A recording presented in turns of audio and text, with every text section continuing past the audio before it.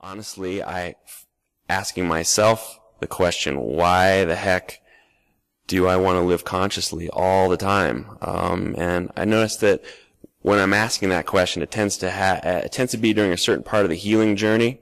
The healing journey has rhythms. There's patterns there that we can sort of notice. The life journey, the healing journey, I think they're synonymous, and there's a pattern there. So on some level, on a two-dimensional level, we can kind of, and everyone kind of knows this, that life has its ups and downs, right? But actually, it's sort of happening on a three-dimensional level. The universe is expanding and contracting.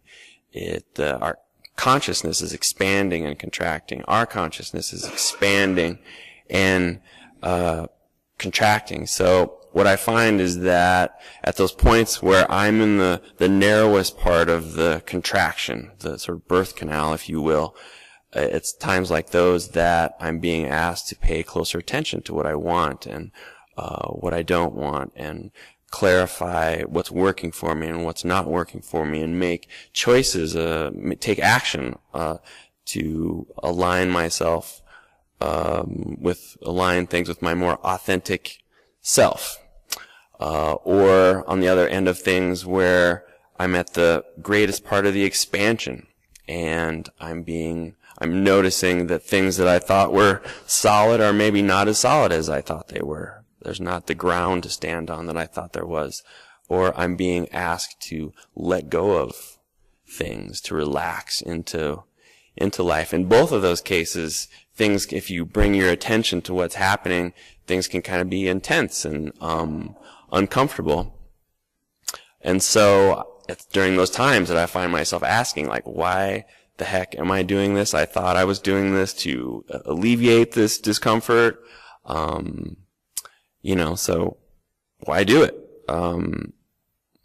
And if we actually bring our attention to what's happening and choose to live consciously through those things, we start to become aware of the fact that there is this expansion and contraction, and that's just the nature of nature, and that's what reality does. And so the next time that these hard times come around, we understand that, well, that's just part of the thing, and in this process, I'm being birthed and rebirthed, and I'm growing, and there are some sort of specific benefits that come as a result of going through that process consciously, the life process, the healing process consciously. We tend to become aware of greater satisfaction in life, and then we also tend to be more effective in life as well. Everything that we do, we're more effective. We tend to embody a greater peace. Everything we do is from a more peaceful place, and there tends to be more trust in life, trust in the process of life. And so, what I'm talking about is not necessarily a sort of mystical, secret thing. It's, everyone experiences these things in ordinary life.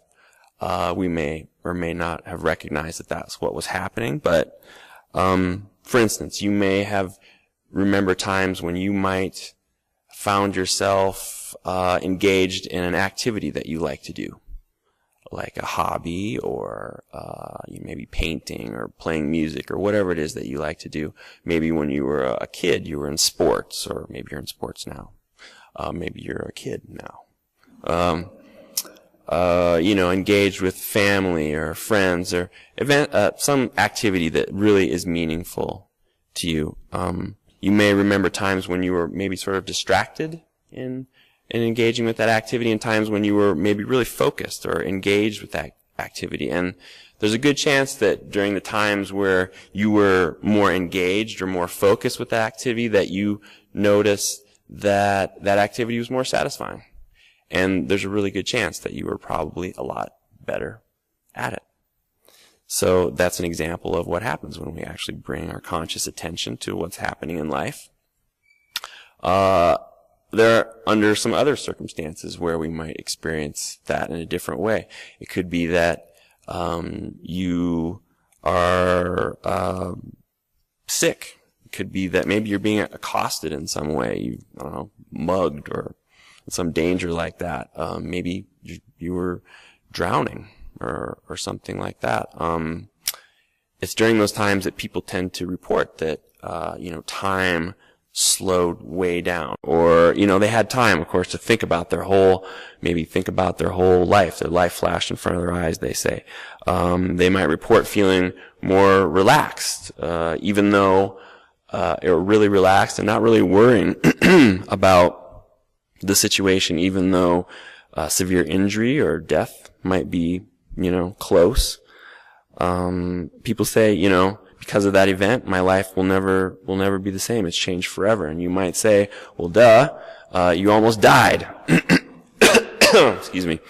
You almost died. But, I suggest that it's because of the fact that in those moments, the present moment got deeply penetrated, and, we got to soak into the source that happens as a result of penetrating the present moment. And as a result, again, a deep peace fell over people, and they were feeling sort of held by life. Even though there was chaos around, they felt held, and they weren't necessarily afraid of what was going on.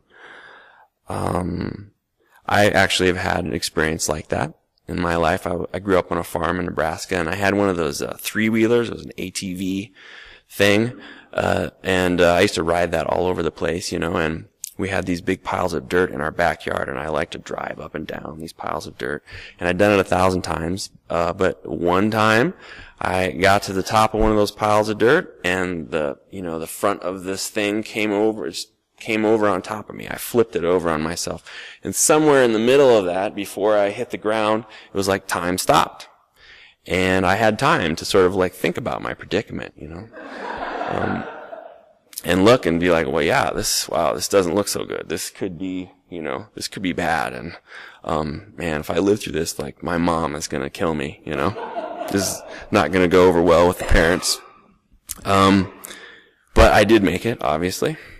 And, but I was pretty banged up, and my dad ended up taking me to a chiropractor, and this chiropractor started working on me, and, I can only describe what happened as sort of a light started to turn on inside of me, and my body started to work better and feel better.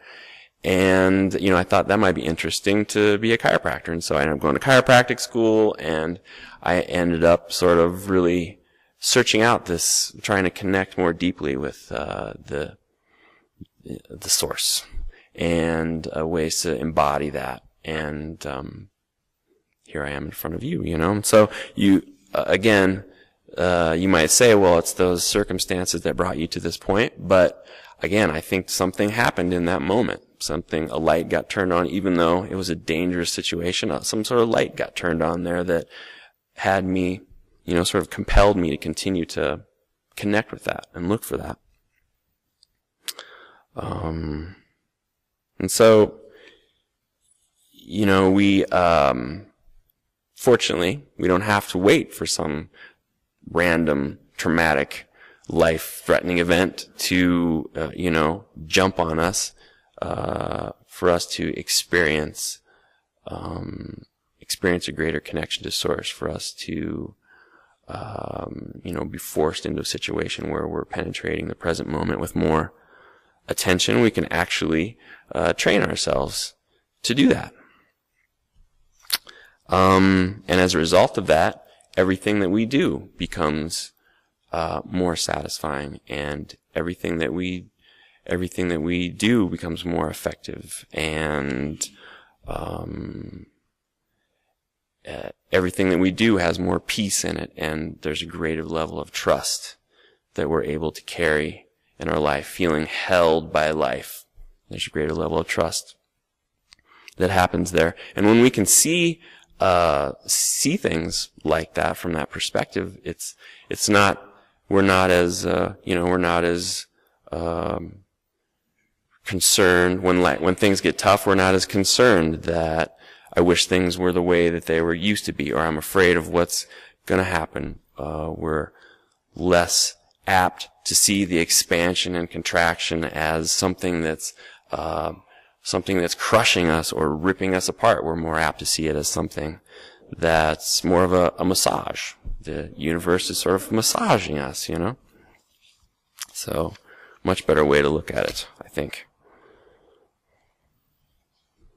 You know, and when we start to bring our attention to the present moment, we start to notice that, well, the present moment comes to us through our senses. That's really the only way that we can access it. Our thoughts, our emotions, sensations. And they are, if we pay attention to them, they're constantly expanding into existence and contracting.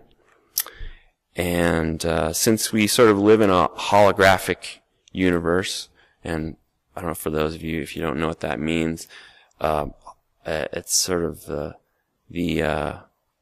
idea that it's the whole that organizes the parts, and all of the parts, the whole sort of supports all of the parts, and all the parts then have access to all of the information that's contained in the whole. So all of the parts each of the parts could recreate the whole if they needed to, or each of the parts could create wholeness within themselves. And so you can look at us as a part, each of us as a part of a greater whole, and by having access to the whole, we have the ability to create whole, or create wholeness, or create healing within ourselves.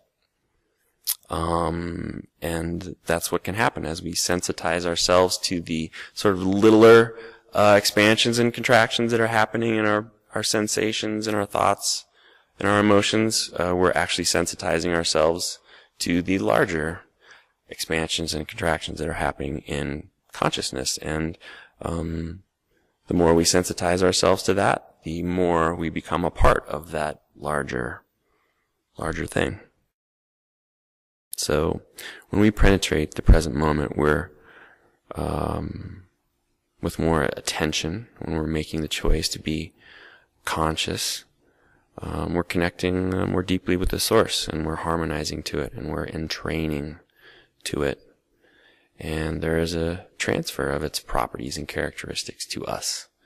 And consequently, we tend to find greater satisfaction in life. We tend to be more effective at what we're doing. We tend to live life with a greater sense of peace and a greater sense of trust.